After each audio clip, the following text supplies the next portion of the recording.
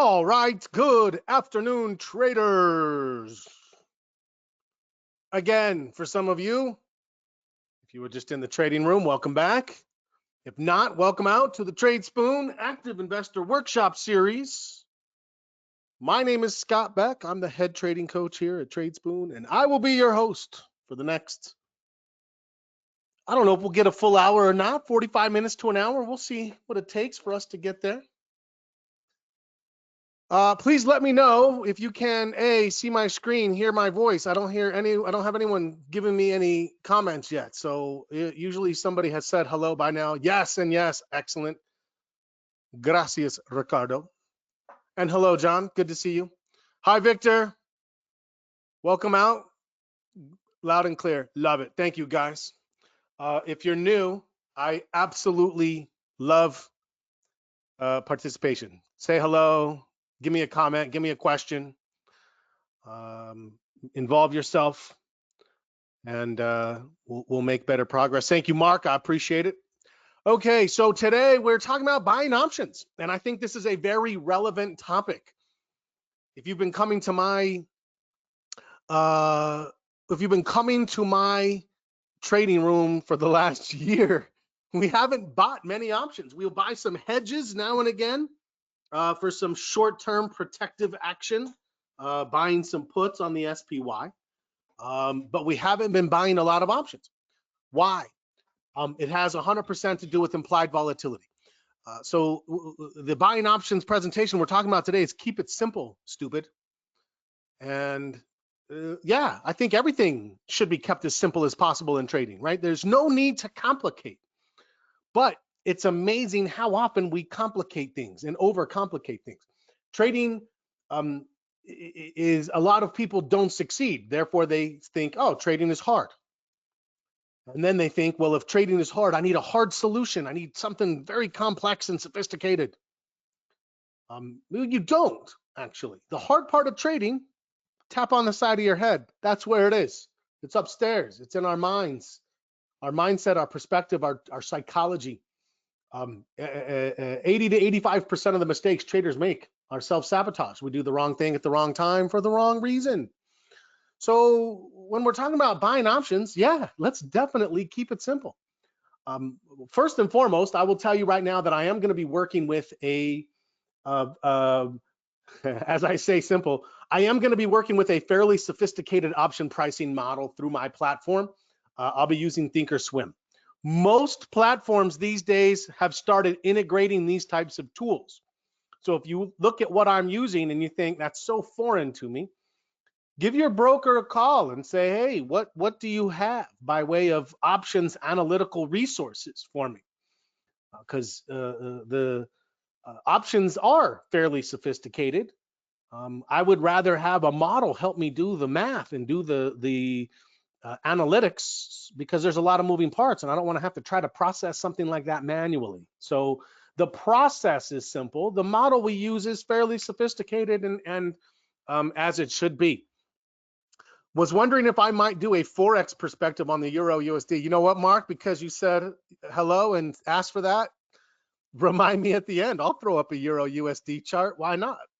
Absolutely. We actually used to do, some of you may remember this, we used to do a Forex trading room on, I think it was Wednesday mornings. If anyone remembers, I don't know. Is that when it was? It was sometime around then, but we just didn't have enough people. So we just sort of migrated back to mostly options. But yeah, absolutely. I have no problem taking a peek. So for those of you who don't know me, I am the head trading coach here at Tradespoon. I have been trading for over 20 years. I have been teaching, coaching, mentoring, and just generally exploring the markets with other traders for about 17 of those years. I do need to remind you very specifically that trading and options in particular can involve substantial risk.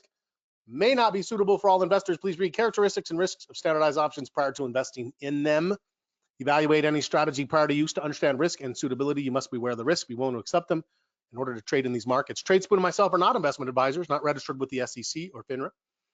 This should not be assumed that future trade picks will be profitable or will equal past performance. And the information in this presentation is provided solely for general education and information purposes. Any strategies discussed, including examples using actual securities and price data, are strictly for illustrative and educational purposes. In order to simplify the math, commissions, fees, margin, interest, and taxes have not been included in the examples used in this presentation. Those costs will impact the outcome of your results and should be considered. Lastly, I and/or the team of Tradespoon may have a financial interest in the securities presented and the trade picks. Let me finish this actually. Vlad Karpel, Tradespoon founder, is also an investor and consultant of AOS Inc., which does business as Trading Block and Money Block, a FINRA and SIPC member broker-dealer firm. Tradespoon and AOS are not affiliated companies, and each firm's material not endorsed by the other. Okay, so that's it. I don't have slides for this. I'm just gonna dive in, roll up our sleeves, look at some stocks, look at some potential setups, look at how we would turn a setup into a trade. I don't know if we're gonna find anything for a put because I'm not really bullish or bearish right now, quite honestly. So maybe we'll run a quick search or a scan and just kind of see what it would look like. And we'll talk about different perspectives. Obviously, there's more than one way to skin a cat.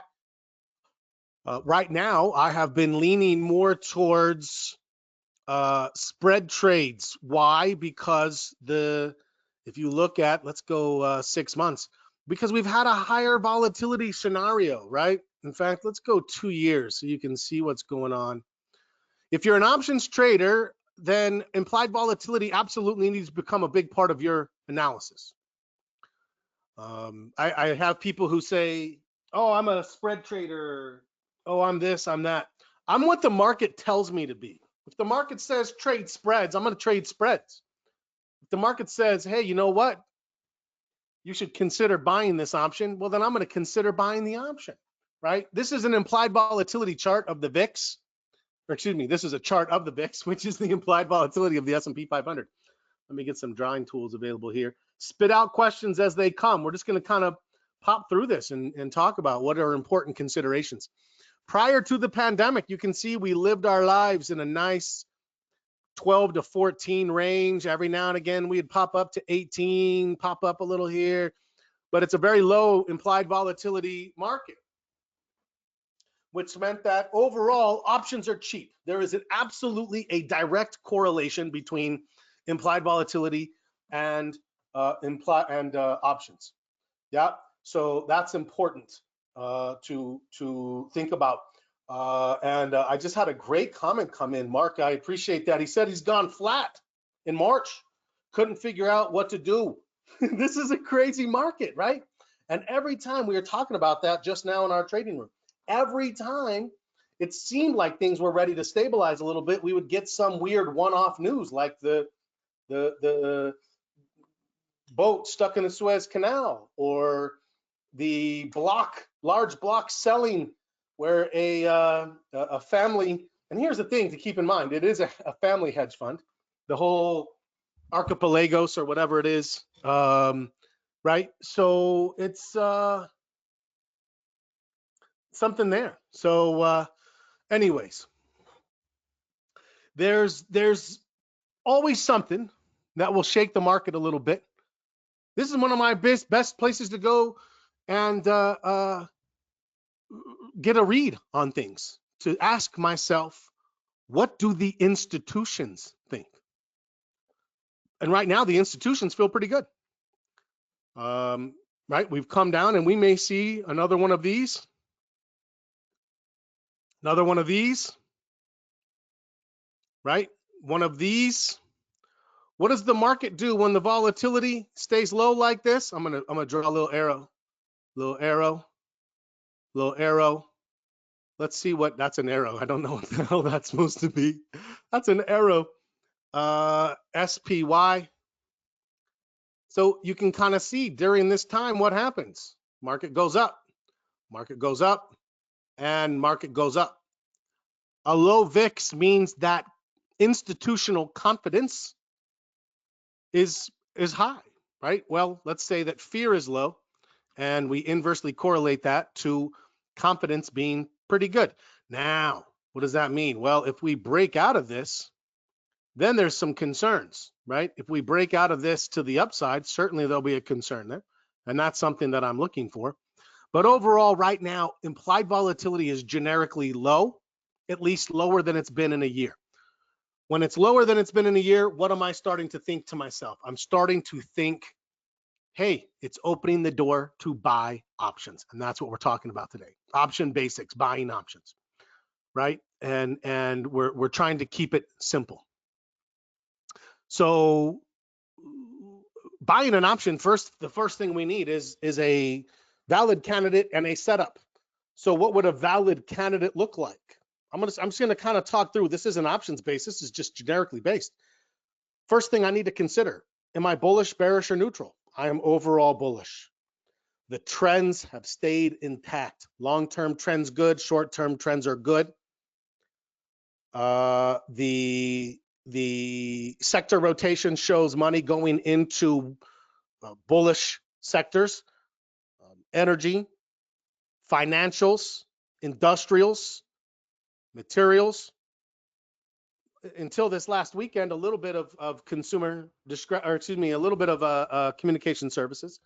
Technology is not really there. That's a detractor. I would definitely like to see technology a part of it, but it's definitely interesting comparatively as we looked at the market that was narrow coming out of the pandemic. It was very technology oriented, and now we see moving out of that and into kind of a re-emerging market. So overall, it's bullish. Be very careful about doom and gloom and people who are talking about inflation. I don't believe it's a problem. I believe that the Fed has a good plan to enable the economy to run hot if necessary. It's not running hot now. And I know a lot of people are really hypersensitive on inflationary data, but it's not running hot now, but they're willing to let it run a little hot if necessary to get the economy going, and then they'll deal with the inflation later if necessary. So I'm not one that's in that camp. So that's the first thing. I'm bullish. Second thing, the sectors. We mentioned them: financials, materials, industrials, communication services, etc. Unfortunately, we just kind of had a bunch of trades giving us what we were looking for. We took a number of them, right? We had, let's get zoomed in a little bit here. So what would I be looking for? I'd be looking for a stock to pull back, hit support, start to bounce up off of it. Whether I have indications from the model that helps, whether I use some standard technical indicators to give me a little help like these down here did. But we had a very nice looking setup and signal back here, and it's been moving a little bit. I've got 3 that I'm thinking about today that we'll use as an example, and I'm probably going to focus just on a call, and then let you kind of think about it. We'll talk about how we would reverse it for puts. But like I said, I'm not really feeling bearish. And if I was feeling bearish, let me tell you, as we move on into the keep it simple methodology, if I'm trading calls, what do I want? I want an uptrend. I want an uptrend. I want to know that the stock's in favor with the market. It's trending up. What else do I want? I want to buy it at the right time. What's the right time? Well, then I'm going to look at key transition levels, support and resistance, right? Resistance is where the buyers run out of steam and the sellers start to come in. That's a ceiling. Support is where the sellers stop selling and the buyers start to come in. That's the floor. Obviously, I want to get in an uptrending stock at a support level when the buyers first start coming in. So what would I need to see? I would need to see a consolidation like we have here. Or if I pull up Macy's like we have here, it's consolidated, held its support on the 50-day, and it looks like it's maybe ready to start bouncing again. Or like I see maybe here, this one is less of a trend. It's really been kind of grinding sideways. This is more of a, if you like the industry, it's a pot stock. I think as I look at these 3, this is the one I'm going to go with. It's retail. We have seen, if you didn't notice today, let me show this. I think I don't still have it, but I can pull it up very quickly. Today, if you didn't notice, we had great consumer data. Consumer confidence went soaring. So we'll definitely see what that has going forward as far as impact on the market. But consumer confidence definitely makes me start thinking about some retail stocks again. We actually put a trade on in our trading room on XRT, which is obviously a retail stock. Looks very similar, but I would say still a valid signal here looking at Macy's. Okay, so you'll notice that it's not complex so far, but there are steps involved. Are you with the market, first of all, right? If you're in a bullish market trading puts, don't be surprised if you struggle, and vice versa. So is the market bullish? Is the sector bullish? Is the stock bullish? Do I have sufficient liquidity? Those are just underlying questions that I need to see are in place. Then we start thinking about the trade itself, okay? Obviously, we think this is going up, but that's not enough. For me to build the right trade, for me to transportation hit an all-time high. I'll take a look at that. IYT is a transportation stock. Yeah, right. Looks very nice. Gave us a signal back here. One of these 2 days. Now it's already moving. I'd want to be in this trade already, but yes, this is exactly what we're looking for. So if I miss a trade, what do? I wait for it to come back to me. It goes up. It might run out of steam, come back down. These things might roll over, come back down, and then turn, and then bingo, bango, I have a trade. I have a setup, I have a trigger, now I build a trade. So let's go back to Macy's. And transportation is does tend to be a leading sector, yeah, which is good, right? Things are moving again, shipping, especially through Egypt. Okay. What do I need to know now? I need to know 3 things to help me build a good option trade. Number 1, where do you know you're wrong? That's the first thing. Where do you know you're wrong? I see 2 places that I could consider.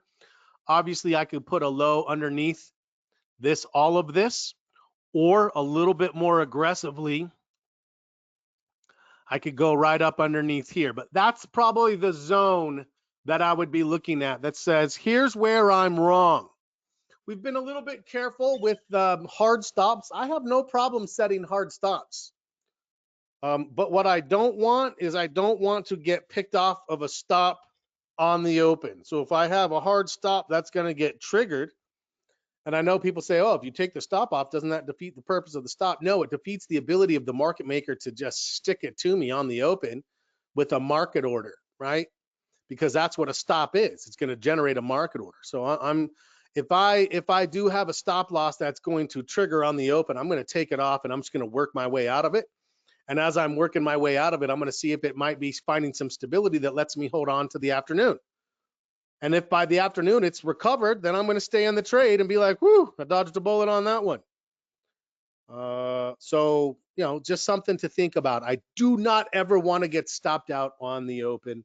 I'm putting myself at the mercy of the market makers. And as you say it out loud, you have to realize that's not a good idea. So question number 1, where do you know you're wrong? Right? Question number 2, what about if you're right? You can see this thing, it has different levels, right? Macy's made a nice big move here, a nice big move here, and then it goes up and grinds, goes up and grinds. Nice big move here, goes up and grinds. So we've got 2 different ways for this to go. I'd really like to see one of those where it makes a nice big move up and really would end up getting to a slightly higher high, or maybe at least the same high. So same thing, I'm going to have a target zone where I think this is where I think it's maybe going to get to. So I have a stop below me, and you can see that my potential for reward should definitely be higher than my potential for risk. That is an indicator for me. It's not a chart indicator, it's a trade indicator. Reward to risk ratio. How much do I expect to lose if I'm wrong? How much do I expect to make if I'm right? and I want at least a 2-to-1, if not even a 3-to-1, if possible. Now, here's an interesting thing. While the rest of the market has shown some lower volatility, I would be a little concerned with this 80%. It's certainly well off of what we've seen like back here. I think Macy's got a little bit caught up in that little short squeeze situation, right? Like Bed Bath & Beyond, AMC, GameStop, all of that back here. But they seem to be, holding on. So I have stop, I have target, I have time frame. Now I can start to look to build this trade, right? And I can say, how much money will I make if this gets, I'm going to put it somewhere in the middle, 21.5. How much will I lose if it drops down to 15 and 15.20, we'll say, approximately. All right. And then last thing I need is how long is it going to take? What if I'm wrong? What if I'm right? How long should this trade last? Those are the three primary considerations. I will tell you right off the bat that 80 to 90% of the trades that I help people evaluate, they're missing one of those three, right? Missing one of those three. So there you go. Chewy, I have a comment that came in. Chewy missed earnings still popped. Shows how much Americans love their pets by loading up on pet supplies from their stimulus checks and investing the rest in the Robinhood. There you go. I am a pet owner. Many people have heard and found out. I have a bull mastiff named Tank. He's about 125 pounds of lap dog. But I don't buy from Chewy. I don't think I ever have, anyways. Okay, that's funny. I'll take a look at that in a second. I have heard a lot of people talking about investing through Robinhood. So I guess we'll see if we get any money flowing in from that. Should be interesting to see. So our target is going to be, we said, up in this range, 21.5. Our stop down in this range. And our time frame, you can kind of see I drew the box. Let me draw a time frame line, right? Where I say this is where I thought I was drawing. Am I not? Red and draw. There we go. So I would say somewhere in here, which puts us anywhere from, April 8th, 10 days to maybe 12 days out, probably not much more than that. So quite honestly, I could, you can see I have my expirations here. I could go with an April 16. If I do, I might push myself a little bit on time. We had somebody today in our trading room who had a trade that it looked like it could still come to fruition, but their expiration was next week. And the worst thing is, if it makes that move and it gets right to the money, which is a big move, but it takes all the way until expiration, you still lose everything, right? We really would rather not be in the trade at expiration. So I would consider the April 16th, or I might even go a little further out in time and give myself just a little extra cushion. One other thing to remember, the further out you go in time, the smaller the theta, right? Theta being how much do I lose per day in time value. So I'm not buying a call to ever end up buying the stock. I'm buying the call to provide me with leverage to control the stock. But here you can kind of see the thought process of the trade, starting with where we are now. I'm going to make it blue, where we are now. So here's where we are.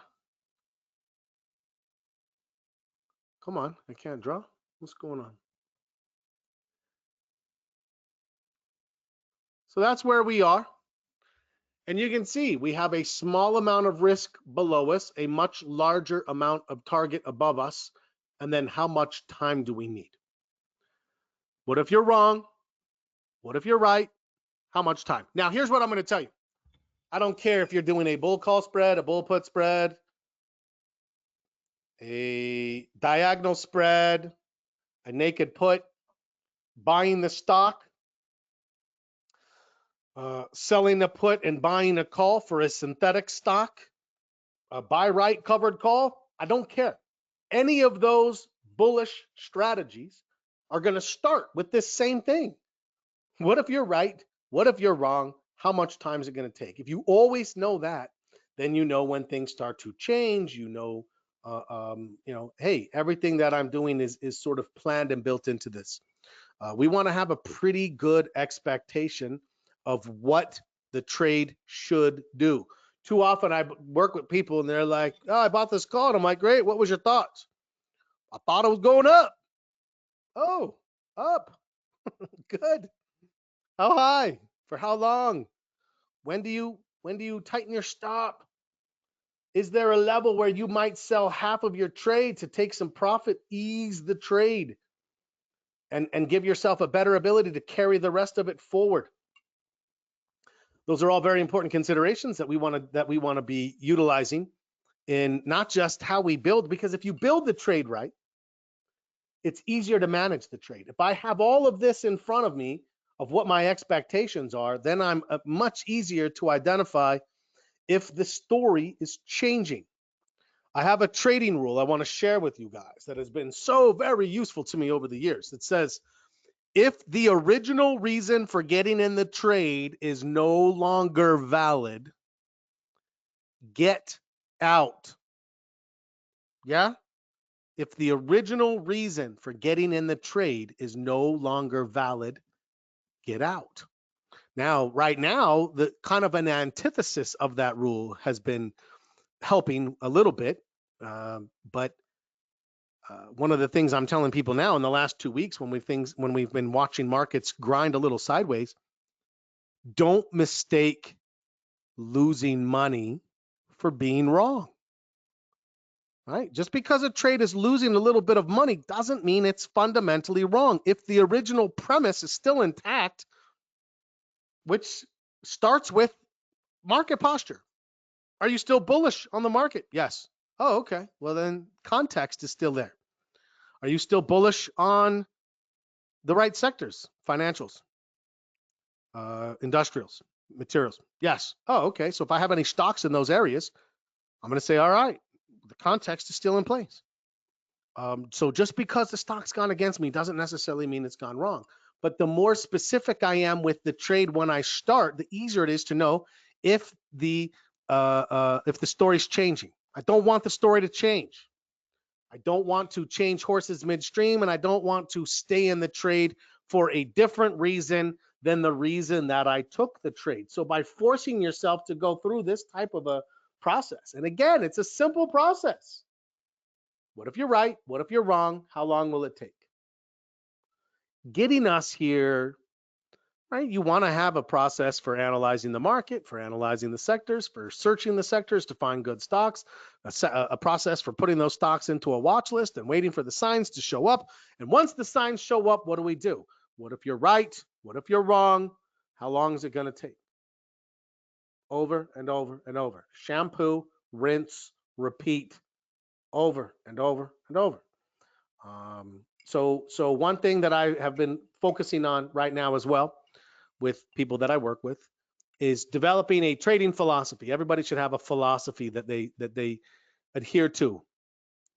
I joke about it and say a trader's got to live by a code, right? What's your code? My code is simple. 4 words. Trade what you see. Trade what you see, not what you think, right? This is another one that if you force yourself to ask, why am I doing this?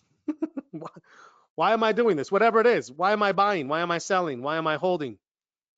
And then you ask, is it something that I think, feel, believe, or see? I believe it's going to go higher. I think it's going to go up. I feel like it's finding support. You'll be amazed how many times you find yourself saying those words as you describe trades. Don't think, don't feel, don't believe. See. What do you see? Price discounts everything. If you're a market technician, if you believe in technical analysis, price discounts everything. If it can't affect the price of the stock, it already has. It's all in there. Now we just need to make sure we maintain perspective on the price of the stock. So here's our price analysis. Now what do we do with this? Now we have everything we need. And if you're a little bit more aggressive, you're going to go maybe towards the top of this range. A little bit more conservative would go to the bottom of this range. If you're a little bit more aggressive in your forecast, you might go to the top of this. A little bit more conservative, you might go to the bottom. There's no right answer. There's just different answers that create different overall circumstances and context for the trade. Yeah. So I went with something in here around 2150 and something pretty much right underneath here. So a little more aggressive on my stop, a little more conservative on the upside. And now I have my expectations, right? So that gives me a target up around 21. I think I said 50. So I'm going to go with that. And a stop down here around, let's call it 1535. Okay. I'm going to leave that there for just a second, and I'm going to bring up something. Macy's. And I'm going to start setting this up. 1850 on the upside, 1535 on the downside. And whoops. No, not 1850. That's way wrong. 2150. My short-term memory is terrible. Terrible.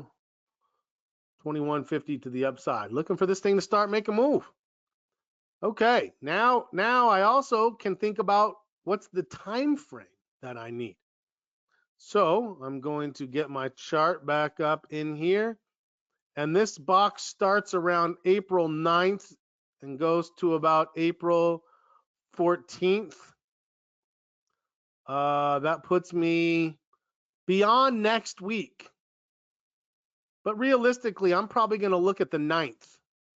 Because if I'm going to hold this past the 9th, there better be a very good reason. So I'm going to go with that.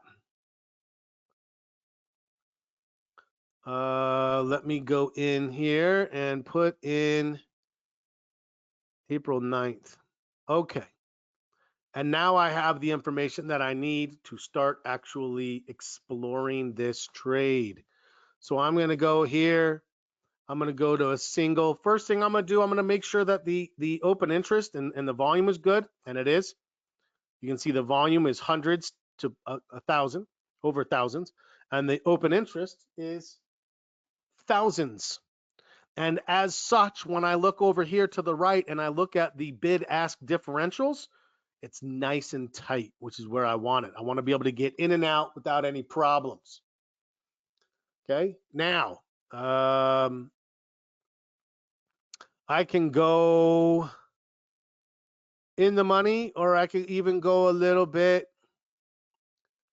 out of the money. And I'm going to look at both of these. And we'll talk about why I would do one over the other.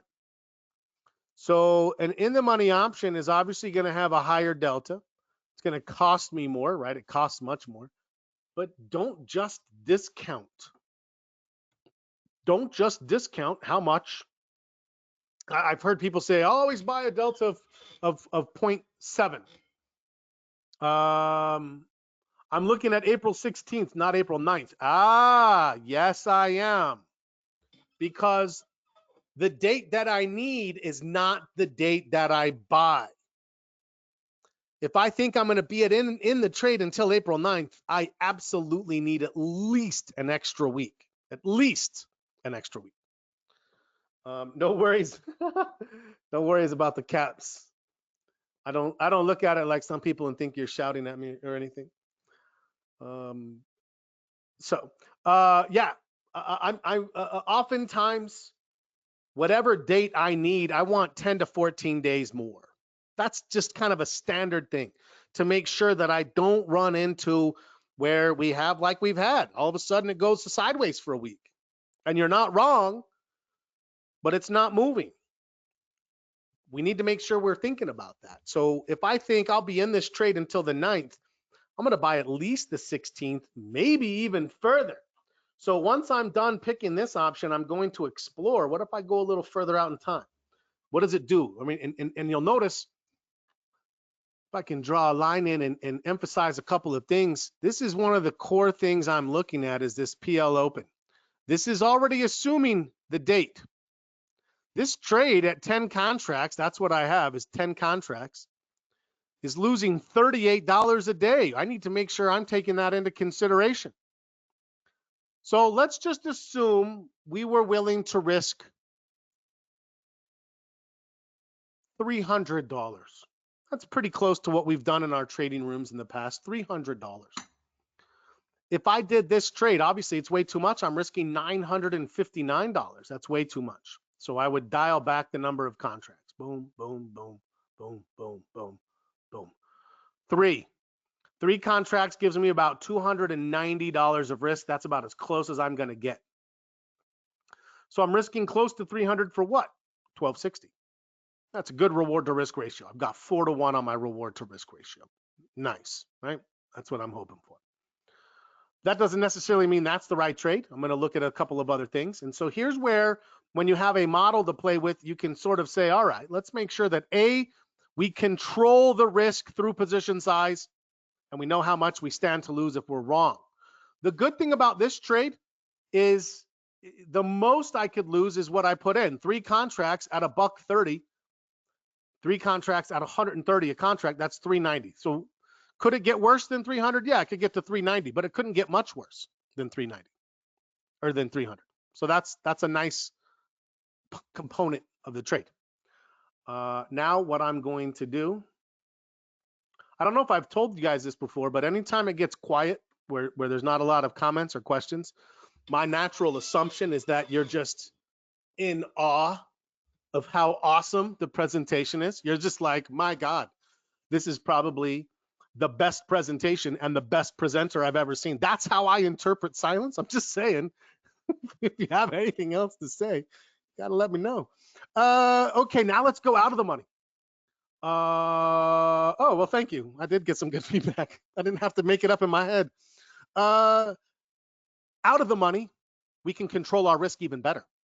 Because if I buy an out of the money option, I know you hear people say, if you buy out of the money options, you'll eventually be out of the money. That's nonsense. I can only lose what I put in, right? So if I put this trade on, I can't lose more than $300. Now, I absolutely have to be right. I have 1 extra week, but not more than that. So this is where I might actually take these and give them a couple extra weeks and see. But you'll notice this trade here is giving me like 8-to-1. I mean, it's a big reward to risk ratio. Why? Because I'm going to show you why. Gamma. We don't talk a lot about gamma, right? But if I show you this option here actually starts with a delta of 195, but it has a gamma of 67.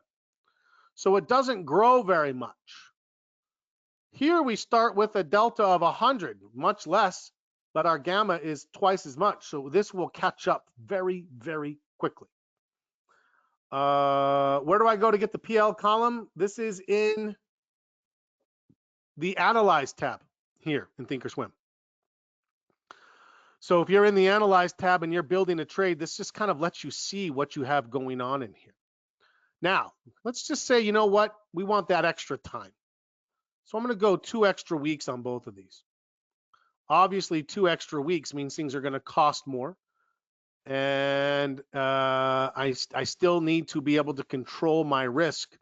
So with this option here, it's only $1.65. It doesn't cost me much more. And in fact, my risk is still contained. My reward is still pretty good, $11.65, right? I'm still getting almost 4-to-1. And look what's happened to my theta. it went from like 28 a day to 680 a day. That's why I go further in time. Not because I need those 2 extra weeks to hold on to it. That's a very much a misconception that hurts options traders. They're like, oh, I have time. I have time. I have time. For what? Are you right or are you wrong? If you're wrong, get out. If it's still valid, stay in. Time is not always about how long you can hold it for. Time is to control time decay. How much am I going to lose per day? Yeah. So here you can see this does a much better job of controlling. And what it does is it gives me a cushion that if I get stuck for a week without being wrong, I could sustain that. Now I'm going to pop down here. Didn't lose much on my delta either. Now I'm going to come here, and you'll notice that this option, I need to reduce the number of contracts to control the risk. So I'm going to bring this down to about 6. Mark, I'm not doing a spread. I'm comparing an in the money 16 to an out of the money 19. So I'm definitely going to buy more out of the money contracts when I do it than in the money contracts. So I like where your head's at. Believe me, I love spread trades. And a good number of the trades we've done recently in our trading room have been bull call spreads, very similar to this, to be honest. Yeah, this is just buying options, and so there's just a disparity. If you'll notice, what I'm doing down here is just kind of toggling back and forth to analyze one at a time. So here, risking 300 to make about 1,200. My theta is about 680, not too bad. That's a nice looking trade. Here, I'm risking 3 to make 14. So I have a slightly better reward to risk ratio, but my theta is faster. I'm going to lose more per time, but we've accounted for that, right? I mean, quite honestly, as I look at this, I think I could go either way on this one here.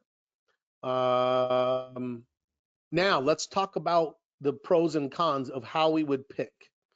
Because one of the things I like to mention with traders is to, in any given situation or scenario, understand your pawns, right? In a chess game, your pawns are your pieces that you're willing to enact a strategy with, but also sacrifice when necessary for the greater good of the game. It's the same thing in trading, right? What am I sacrificing? What am I gaining? If I buy the out of the money option, I'm sacrificing time. I'm losing time at twice the rate. But I'm gaining about $200 in reward to risk ratio. So I have a slightly better reward to risk ratio, about 0.66 R multiple, right? So it's a little bit better reward to risk ratio, but a little worse for time. Whereas it flip-flops. Here, I lose less in time, but I also don't make as much money if I'm right. Now, here's the thing about probability. At this point, these trades have the same probability of success. We've already quantified a week and a half of time. What if we go one more week? Let's do a what if. What if it's not the 9th? What if we have to carry this to the 16th? Okay, now I'm risking 340 to make 1150. A little more than I want to risk, but it's still really contained. My time value's only gone to $8.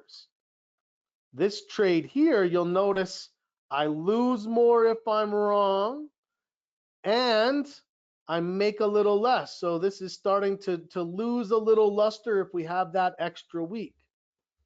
So, I mean, honestly, I think either one of these would be just fine. From a capital standpoint, you're putting about $360 in with the out of the money. You're putting about $500 in with the in the money. Again, I don't think there's a right answer on those. I think you could go either way. If you like to have higher deltas, clearly this one is a little bit better right off the bat. This is giving you a delta of about a 62. So it's not quite 63. It's not quite up to the it's not quite up to that 0.7 that some people like. I'm okay with it not being there, but there it is. Where do I get price slices on my screen? So if you notice, this looks very much like the trade screen, but I'm actually in the Analyze tab. In the Analyze tab, in both Add Simulated Trade and Risk Profile, you'll see the price slices here. If you're in the Trade tab, there's nothing there but statistics and depth. So you need to make sure that I'm always going to go in here and I'm going to build the trade here in the Analyze first so I can see, have I done a good job of controlling my risk? Have I position sized? Have I justified my risk with the potential for reward? Et cetera, right? I mean, this is what I'm looking for. So this is it. At this point, I would say, okay, this is now my option. I'm going to go ahead and put this trade in, and then I'm going to look to manage the trade, etc.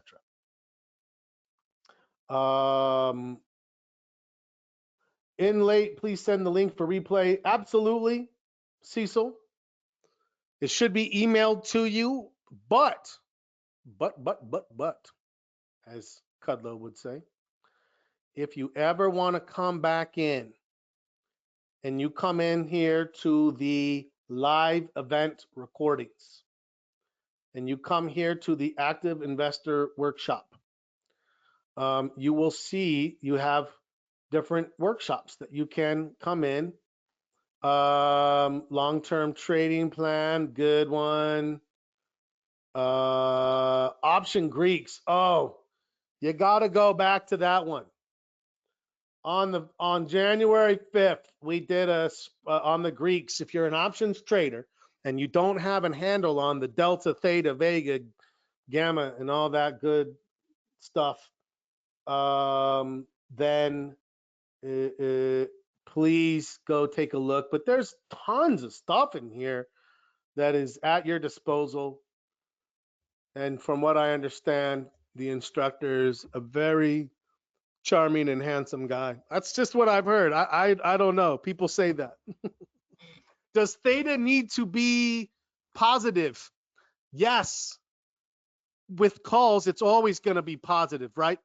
That's one of the things you'll learn, right? The delta, the sign of the delta is the direction you want the sign to go. Positive delta, bullish trade, negative delta, bearish trade. So I'm going to real quickly, let me think of a stock if I can find one real quick. Bear with me 1 second here. I'm gonna see if I can't find a decent example of what I would want to see for a bearish trade. This will just take me a half a heartbeat here. I'm gonna go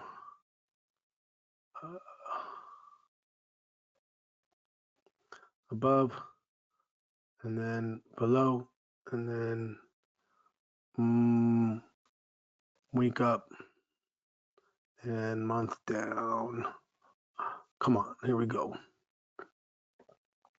Charts. Fallen Angel high yield bonds. Okay, let's try that. ANGL. Never heard of that. What would I be looking for here? You can see it's kind of the opposite, right? This thing's been coming down and then it goes up and it's a little bit overbought now. And now we're looking for things that might be hitting resistance to drop. I'm not bearish right now, so I'm really not super comfortable with anything bearish, to be quite honestly. So the stop loss for the trade is 65. The target would be 205.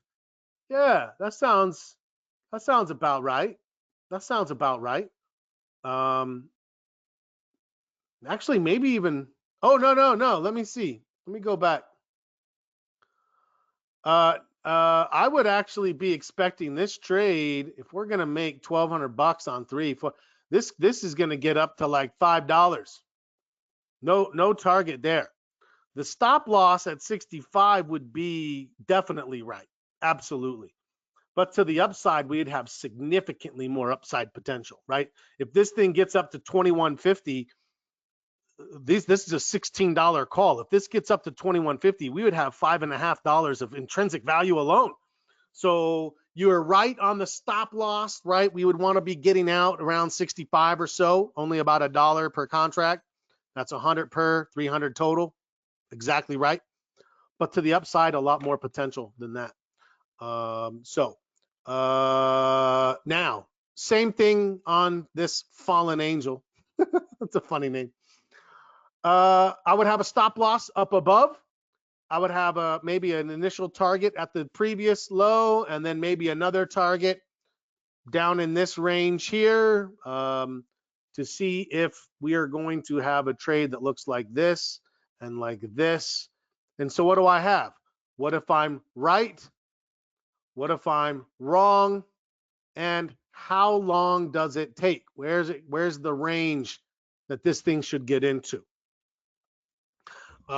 If you start to set your trades up along those types of parameters, I would say do the same thing, even if you're spread trading. I do it all the time with bull calls, bull puts. If you're buying stock, just be more specific. Have a better idea of exactly what you're looking for.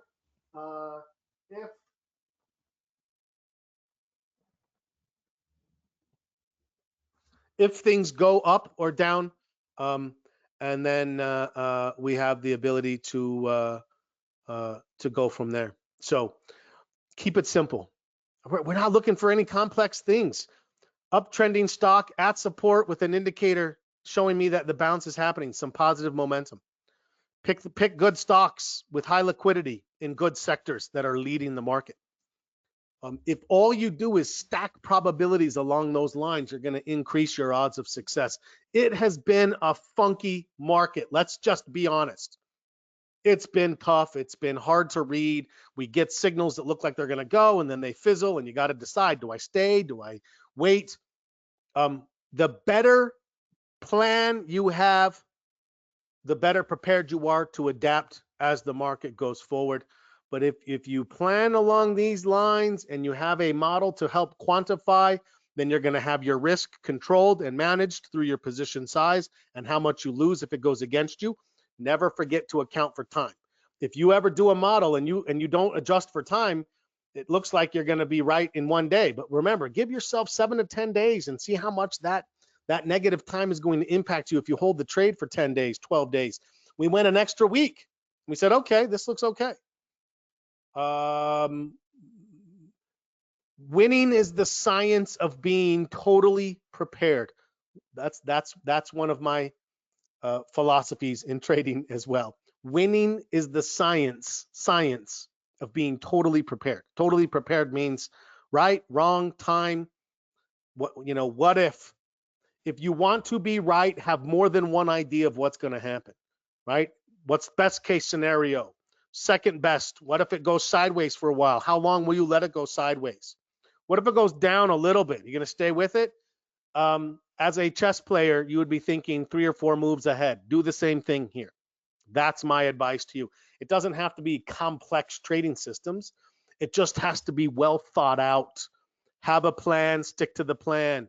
Why are you doing this? Because I see something, right? Not what you think, not what you feel, not what you believe. What do you see? Let's stick with that. You're reading a lot, I'm sure, about everybody's coming out with this. Why is it going to be good or bad or this or that? What do you see price doing? Stick with that. I promise you, you will feel okay with what things are doing. So, what does it mean if at the money calls are 2 or 3 times more than at the money puts? It just means that there's a little bit of a skew. I'd have to look, but I unfortunately don't have time on that one today. I did make a promise to look at the Euro USD before I wrap things up. Okay, Euro USD, what do I know? I'm bearish on this right now more than anything. We've got lower lows, lower highs, lower lows. We do seem to be near a support level. So if you're in a bearish trade, I'd be looking at taking profits right now, or at least tightening my stop losses. So there you go.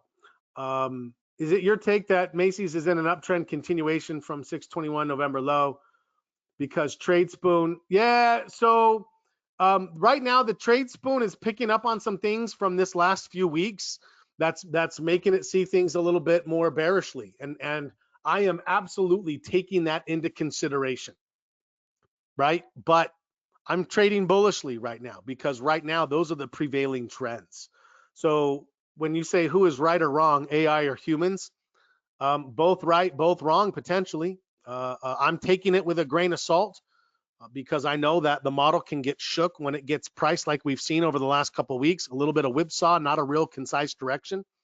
So for me personally, I'm riding the prevailing trends more than anything.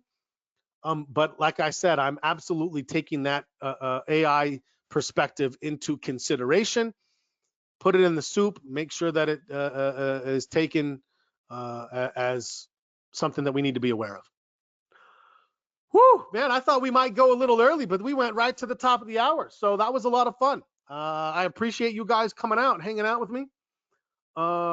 Thank you, Phil. I appreciate that. It's good to see everybody. If you're in the trading rooms, I'll see you tomorrow. If you're not in the trading rooms, think about joining because we do some cool things in our trading rooms, and we try to teach while trading. I do. Vlad does. Vlad's an excellent trader, and you know, you get some different perspectives. So if you're just checking things out, think about taking us up on our offer for 30 free days to see if we can convince you to stick around.